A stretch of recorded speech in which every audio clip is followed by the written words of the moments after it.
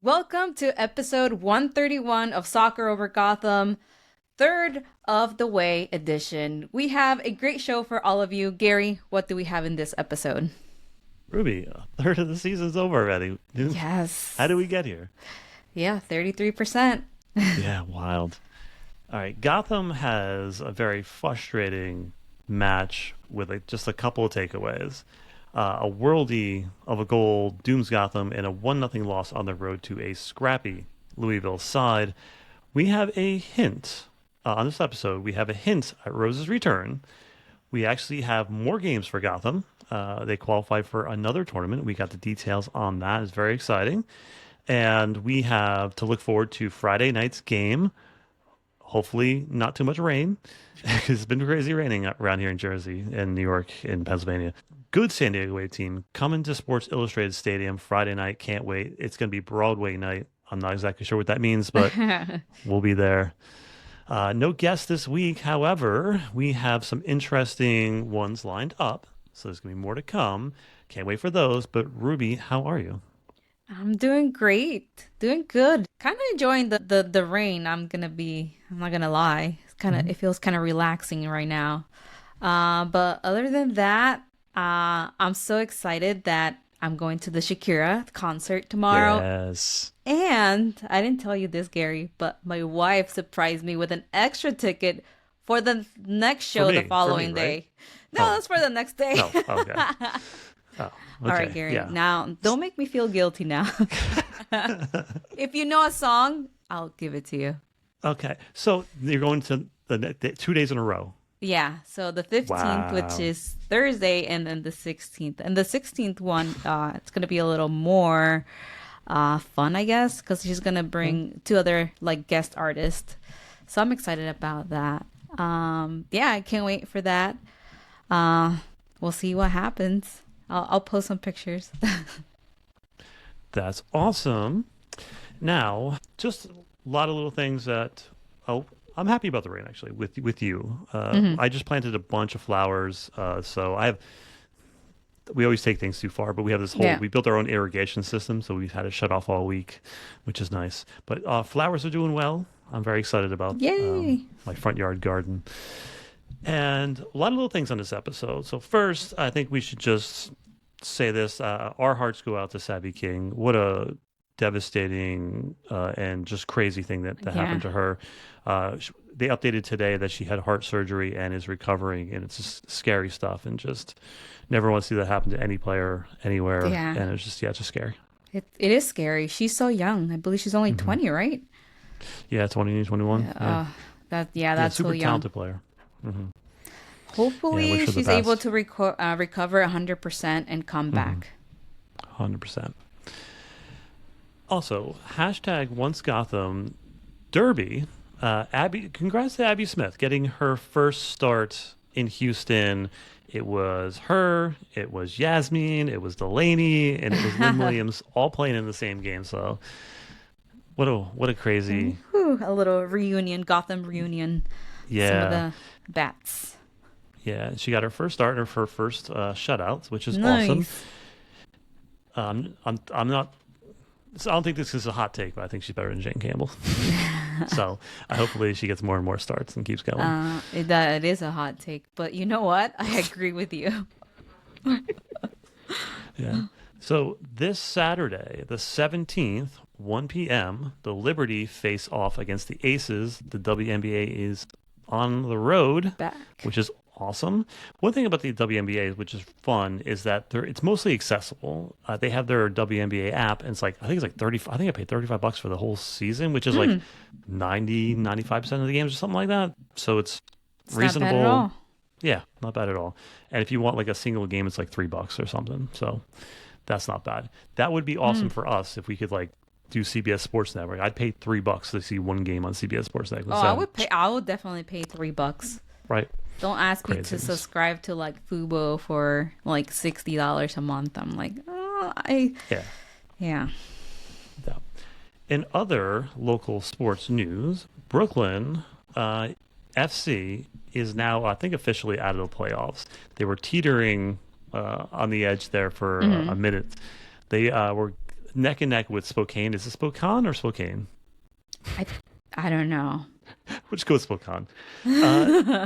So Spokane had one game in hand on them, and they played last weekend, and they went up 2-0 in like the first 25 minutes. Uh-huh. And then in like the 75th minute, ball goes over the back line. The defender grabs an arm, gets a red card. They score on on that free kick, and then score they equalize with like a dagger in like the 90th minute or something like that. And they needed to win that game to be in the playoffs, and they just did not make it. What a collapse. It ended 2-2 or? Yeah, it ended 2-2. And they needed Spokane to like lose their next two games, and they had to win, and Spokane won their last game yesterday, I think. So they are officially out of the playoffs, I believe. Speaking of Brooklyn FC, you guys know that I love the Super League. I love the USL W League before that, and I love what it does for the sport and the growth of the sport. And I really want to know more about it. And so I reached out to Brooklyn FC to see if I can get one of two local players that are on their team on the podcast for next week. And they came back and said, "How about both?" So I said, "Okay." So next week I get to interview two local Brooklyn FC players. That is awesome. This is for the first time in Gotham history. Not in Gotham history. In Soccer Over Gotham history, we're gonna have two guests at the same time, right? Yeah. I got to do some research, and so I'll figure out how that's gonna work out. But I'm excited about it. Their last game is Saturday, May 24th. At home, MCU Park, Brooklyn, and Gotham will be in Mexico at that time. So go check them out if you want to see a live soccer game. Ooh. And lastly, speaking of Brooklyn FC, I reached out to them, and their communications director is named Ryan Campbell. So I saw the email come back, Ryan Campbell. I was like, "Oh no, did I email the wrong person? Did I do that?" But no, that is so funny. Yeah, so there is a Ryan Campbell at Brooklyn FC. Which is fun. Okay. Speaking of Ryan Campbell, she is up for the Lauren Holiday Impact Award, along with a bunch of former Gotham players, Abby Smith, Sam Hyatt, Cassie Miller, and good luck to them all wonderful people. Yeah.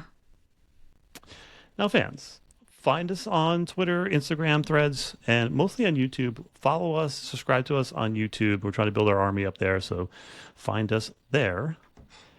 Ruby, before we get to the game, on the broadcast, since Gotham never tells us these things, they hinted at Rose Lavelle returning later in the month, possibly around the time Gotham goes to Mexico. I doubt she would be there, but maybe we might see Rose Lavelle back on this field. I think it would be good, actually, for her to come back during the CONCACAF games. She'll probably see, they're going to probably build her up like they did with Mitch Purse, give her a couple minutes here, then 5, 10, 20, 40, and get a start. Yeah, it'd be good to travel with her because she's a great locker room presence and a good leader, and her insight will be invaluable. And yeah, she gets a couple minutes there. That would be great. She's a game changer, and we're going to talk about what she brings and what was lacking in Gotham's game in a minute. Yeah. However, we have some more games for Gotham coming up. They have qualified for the 25-26 CONCACAF W Champions Cup. The tournament kicks off with the group stage August through October 2025, followed by the finals, which is, again, May the following year, 2026. The official draw is June 3rd.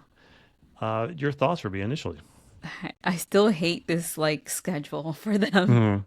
I wish they could do it, the final the same year, but I don't know. I know it kind of it's a lot because they have the final in November with the NWSL. So yeah.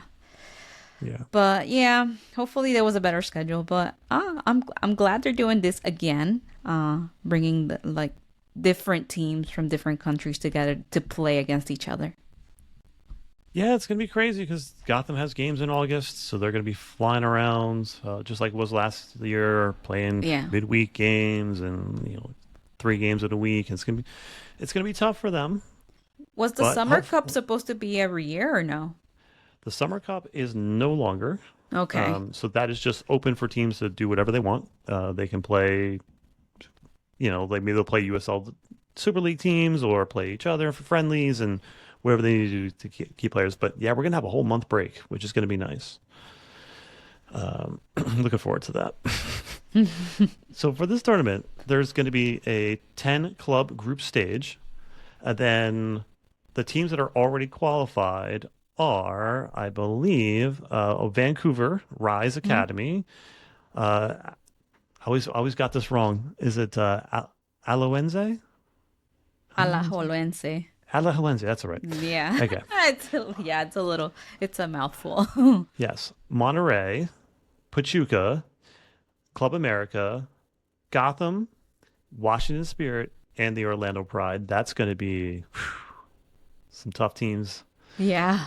Much tougher to make it through than this year, which is coming up soon. But yeah, it's what you want if you're a Gotham FC fan or you're for Gotham FC in general. You want to play the best teams in the world, and you want to qualify for the Champions Cup, which is the next step on this ladder. Can't wait. It's going to be exciting. More games is more games. No, but I love that they're doing this again. It gives like women more visibility and get to play at, with players from other countries that, they don't get that exposure. So I think that's good. Yeah, it builds the talent pool, builds your global status, and I think it's the main thing Gotham wants us. They want, as you heard from Neely Martin last week, they want to be not just a top team in the NWSL, they want to be a top team in the world. And how do you do that? Show off on the world stage. So this is a very important tournament for this team. I enjoyed talking to Neely Martin last week. She's always a fun guest. Were you able to listen to the interview? A little bit. She's so fun. I love her. She's so friendly. I don't know. Yeah. And so we heard it from her mouth that the Washington Gotham rivalry is a building rivalry. So she agrees with most of the fans that is there. So Ruby, let's jump to this frustrating game. Do we have to talk about it? We do. There's a couple little things. Let's do it. Yeah. There's a couple little positive takeaways we can get from this. As far as lineup, Midge's first start since 2024. Excited for that. Last time she played was important, or she injured her ACL. And we had Bernini back at right back, Martin back in her normal position, and Jace also got the start on the right wing. Anything with the lineup jumps out at you, Ruby? I honestly, when I saw this lineup, I loved it. I was like, "Ooh, this looks so good. Looks so good on paper." But at the same time, I was like, I had a feeling in me that something was not going to go right in this game. But they're such talented players. Especially, I was so excited to get Midge back and have her in the starting lineup and get about 60 minutes in this game. We are slowly but surely working towards those 90 minutes for her. And, I see Rose going in that road too, like coming back the way Midge did. But yeah, I like the lineup. That's all I can say. Like everyone has, I love Martin right there. We have Esther, and then we had Midge. So I think that was such great players to create chances and score goals. Yep, Carter back in the center back position, and we have Freeman, Torres, Stevens, Witham, and Cook on the bench. A very strong lineup. Now, Gotham comes out, just asleep at the wheel a little bit at the beginning of the game. They just were not prepared for the onslaught of Racing just clogging the middle of the field and pressing them for a bit. And it was a very, very slow start. They picked it up maybe towards the 15-20 minute mark, got a little bit back, but this was a poor performance from the first half, and Gotham held the ball a lot, but they just were not moving the ball forward. And as I'd mentioned, I think Gotham's lack of width was a serious issue here. Gotham does not have many wide players, right? A Midge is going to be one of them. Rose likes to float out wide. Silva is a player that floats out wide, but she was a huge absence for this game. Yeah. But if you look at where the positioning was on the field, it was a crunch in the middle of the field. Midge was pinched in, Jace was pinched in, because those are players that like to be central. And it just was not working when Racing was just compressing the field and they had 2-3 players back in the middle of the pitch just blocking everything going forward. That was very, very frustrating. But your initial thoughts on this slow start for Gotham? think I think Louisville did a great job doing that with Gotham. It was to me it was a little that match was a little physical at times, Hmm. and it felt like Louisville players were going down easily, just trying to draw fouls, Hmm. especially the Mellow. I don't know. She was on the floor a lot, and some of those like fouls that I was like, I don't think that was for you to go down, but okay. I'm Yeah. not sure right now what's going on with Gotham. I mean, like I said before, this starting 11 looks strong on paper, but they really struggled just to build that momentum going forward. Yeah. It's a very vertical lineup. And around the 25th minutes, I was thinking to myself, I'm like, this game needs Taryn Torres. Just because she's a player that can shuttle the ball back side to side, open up defenses a little bit more. I was unfamiliar with her game, that she has a really good long ball. And was hit, and she can, if a team is pressing you, she can break out of those pressure. And she's very good at changing direction of play, very much like Ali Long did for a long stretch with his team. And I just knew that she would do something well when she got onto the field.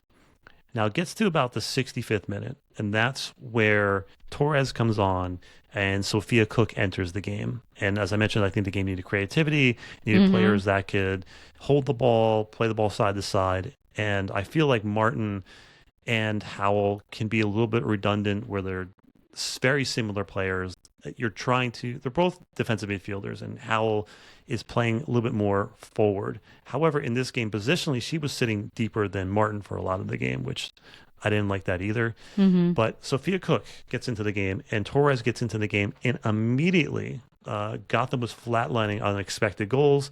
Immediately jumps up almost one expected goal, almost immediately. They were moving the ball around. They were getting Mm-hmm. chances. Cook was dancing her way through the middle of the field. Really good showing from both of them. And I think those two were game changers, even though the result didn't go Gotham's way. A very positive last 30 minutes from those two players. Yeah, exactly. Also, Mandy Freeman coming in, I think Hmm. it was True. good. She also has a really good long ball that in these situations, it would be nice to use that ability that she has. Yeah. And I also, going back to your previous point, I think it Mm. was a fun, I guess you can have a diving competition between Howell and DeMello. That was Yeah. kind of frustrating, but fun to watch, I guess, at the same time. I guess we got some entertainment. He did. Obviously, shout out to Taylor Flint. What a goal. My Uh, God, that yeah, was Gotham. Yeah, crazy. yeah. Ridiculous. Gotham was not letting any balls near. They had three shots, Yeah. I think, inside the 18. So if you're going to beat Berger, that's kind of the Yes. place you're gonna do it. And what a shot! Yeah. Good for her. They deserve that. Yeah. Yeah, they were so Well, happy when they won. Did you see mhm. Bev's face? Like Yeah. I was glad for her, but I was like, oh, for like, why? Yeah. Right. She's in a situation where, like, she's playing for her coaching life right now, probably. So, Yes, yeah. They and kept she's, mentioning yeah. during the game that every season they've been on number 9 on the table. Like that's Hmm. what they end up. Yeah. And I And she's a think they're good number person. 9 right now, I think. Or were Yeah. number 9 when they were Yeah. playing. Yeah, Bev's a good person, and we want the best for her. And Hmm. it's one of those situations like Chicago where just the roster just isn't quite where it needs to be, and the investments just isn't quite there. So to get a win like that for them, good for them, I guess. Yeah. But yeah, my takeaway is that we are a third of the way through the season, so 9 games in. Last season, Gotham had a 4-2-3 start. This time, we're at a 3-3-3 start, so roughly the same start. 24. They scored 8 goals, gave up 6. And then this year, we've scored 11 goals, and we've given up 8. So scoring more, giving up a little bit more. However, Gotham went on to only lose 2 games the rest of the season. Now, I'm not expecting that again, but the club faced a similar, like, had a couple injuries. We had players coming in, new players, new faces. So there was a similar. It's it's similar but different, right? But I think it's still something to be excited about. We're still sitting in the top half of the table, third of the way through the beginning of the season. We're still getting used to each other, the playing styles, and integrating new players. So I think it's a good start for the season. Yeah. What about you? Yeah, and it really puts things into perspective. Hmm. Last season showed that Gotham can recover from a rocky start once players settle in and the team finds their rhythm. And with more home games coming up and key players returning, this could be the stretch where things could actually start clicking for them. The schedule ahead definitely gives like I don't know. I feel optimistic for Gotham right now. Yeah. Where we have Midge, she's probably getting to 90 minutes already. If we get Rose LaBelle back, Gabby, and maybe Silva, I know her contract's ending soon, but yeah, we can get her back on the pitch, start scoring goals again. Any stats of the game? Yes, so in this game, Gotham FC maintained 63% possession of the ball during this game. That pretty much showing their control over the ball, but however, they were not able to take advantage of that, sadly. Yeah, the beginning of the game was like 75% possession, but they just weren't doing anything with it. So statistically, like this game was like everything but the goal. Yeah. The stats still look good for Gotham, right? But it's just that final product sometimes eludes this team. My stats is 7. Okay, Manny Freeman is 7 games away from being the all-time regular season appearance leader for the club. We love Manny Wow. Freeman on this podcast. She's And definitely just, gonna get there. yeah, can't wait. Hopefully she does it at home. Can't wait. Who has that record right now? It is Sarah Woldmo, and she had Oh, 106. Manny just eclipsed the 100 mark. okay. That's Yeah, awesome. it's good company to be in. Sarah was Yeah. amazing when she Yeah. was here. So we had a poll for the hero of the match, and I think rightfully so. The fans were not very happy with Gotham at the end of this game, so I think like only we got 20 votes. I think there was Oh like no. I think usually we're like 100 something votes, like just 20. But it was Esther, Howell, and Berger. Howell won 45%. Just your thoughts? I I mean, I'm gonna give it to Hal as well. Like I think she was just grinding out there that night. I mean, she won 11 duels, 100% on shots and dribbles, 59 touches, 5 clearances, 4 recoveries, and I don't know Hmm. if she was just putting in that work in. Yeah, she's been getting better and better each game. I think she's excellent. I'm gonna give it to Sophia Cook and Taryn Torres. I think they were excellent in their short run out Yeah. there. Now, what's funny, Ruby, is remember I said last week, I said that if Gotham has like an okay game, like just a general like okay game, you can just give it to Enemy Sonnet because she's gonna like have a good game, like no matter what. Yeah. So Emily Sonnet won the official Gotham FC Player of the Match thing, Ooh. which was fine. But I thought this was like a very poor performance for Sonnet. So like this is the first time I felt Sonnet had like a poor performance Yeah.